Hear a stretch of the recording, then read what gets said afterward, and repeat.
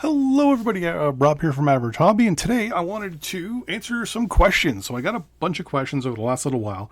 People seeing stuff painted, saw stuff in the background and whatever, and saw my video about my favorite speed paint palette. The people were asking what palettes do I use? Well, as you can see here, click. I for my acrylics, so my Fanatics and the two Citadel paints I own, I use most of my acrylics in here.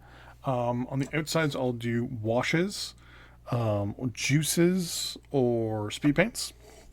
Now, for me, a juice is a little different than I think what a lot of people call them. For me, a juice is not quite a speed paint, but it's not quite a wash. For me, it's like I'll do 2 drops of speed paint or 1 drop of speed paint, 2 drops of wash. To me, that's a juice. Yeah, so for acrylics, most of the time, I'll use the wet palette. Then here will be all my nice watery stuff that's bad for my my good brushes. Then for my speed paints, I use this mostly. Nice wells in it when it's not leaving little random plastic flecks. And then up here is usually where I'll do my dry paint, dry brushing. Throw a piece of paper towel, blah, blah, blah, blah, blah. Initially, that's what I use these for. Now it's changed up a little bit. This, I don't use at all, hence why it's like super clean. I don't know what I would use this for, to be honest with you. But yeah, so this is speed paints and washes. And then, this is for dry brushing. This is my texture palette. So what I use is medium, fine, and I think it's coarse. Coarse ballast. So HO scale train ballast that they put on the tracks. I use that. Glued in with scenic glue. All this is water soluble. Obviously minus the rocks. Once I get to a certain point, I just can clean this with some nice cleaner. Everything will go out, but I can then sieve these back down and put them back on if I so were inclined. But yeah, I'll mix up the paint up here, what I want. Brush it off on one of the 3 different courses. I should bring this a little closer so people can see, and I'll actually get the better camera because this is going to be the one everyone wants to see. So you can see the 3 different courses: fine, medium, and coarse. And it works really, really well. I think it cost me $2 in ballast. It's also the stuff I use for my mostly as rocks for my basing. But yeah, I'll mix up my paint up here, brush it off down here. It comes off nicely, depending on how much I want to come off.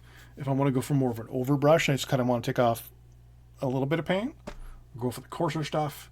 If I want to take off a lot because I'm doing kind of little highlights and things like that, not quite a light brush, but not quite a heavy brush, go for here. And if I'm going for a very, very light dry brushing, where I want to just get the tips of something just to do some highlighting, I'll use the fine stuff. So most of you can see I do this. I'm not good at dry brushing, and I'm starting, but this is the texture palette that I use. It was started off as a regular speed paint palette. I'm not going to get into what happened to it as a speed paint palette, other than the fact that a chemical got on it that shouldn't have got on it, that I used to clean my natural hair brushes. And, well, it melted through the plastic. It wasn't supposed to get on there. I didn't realize that the bottle was leaking, and it leaked all over the wells and ate through the wells. And yeah, there you go. That's the other part. Now, this one, it's not quite a palette, but I still use it for paint mixing for my airbrush and for cleaning my anything that uses enamels, or these little things here. They're just metal mixing trays.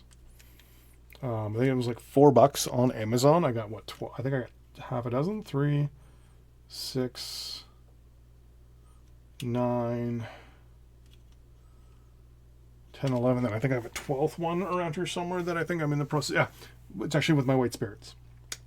But yeah, what I'll do is I'll put a little thinner in here, whether it's airbrush thinner, Fanatic paint thinner, flow improver, whatever. I'll put a couple drops in here, mix the paint till it's the viscosity I want. And then because it also has the nice little groove in the spigot, again, pour it into my airbrush. Actually, I'll show you. Because I was using my airbrush earlier. So you can easily, so you mix it in this, and then with the spigot, you could just pour it in pretty easily. And yeah, get the flow you want. Normally though, I will admit, I'm lazy, and I'll just put a couple drops of thinner or whatever on the inside, press, trigger a couple times, get a little black flow. I got a brush that I'll use. Yeah, that's also when I'm not using airbrush paints. I tend to use airbrush paints to airbrush. I don't really use Fanatic that much to thin out. But yeah, so I'll usually, when I'm mixing, go in there. Once again, dry brush palette, texture palette.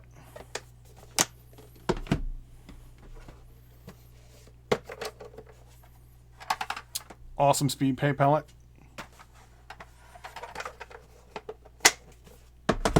And then not for last, but obviously wet palette with wells to do more gooey stuff. Usually the stuff I use on the outside also is bad for my natural hairbrushes, so washes and speed paints, contrast paints usually go into these, just because they're bad for my natural hairbrushes, which I haven't used in a while actually. I've been using a lot of Army Painter generic paint brushes and stuff like that, and I've been really just abusing those things.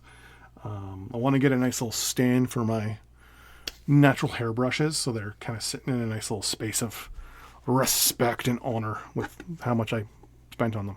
But yeah, so there you go. So anyone asking, those are the pellets I use. Just want to keep this video short. It fortunately went about 8 minutes, so I'm going to end it here. Thanks for watching. Really appreciate you. And you could be watching anything if you're watching this, so thank you very much. And once again, if you have a lot of questions, ask them down in the comments and the little doobly-doos. And I may not answer them immediately, but I will answer it in time. Thanks for watching. See you next time. Bye-bye.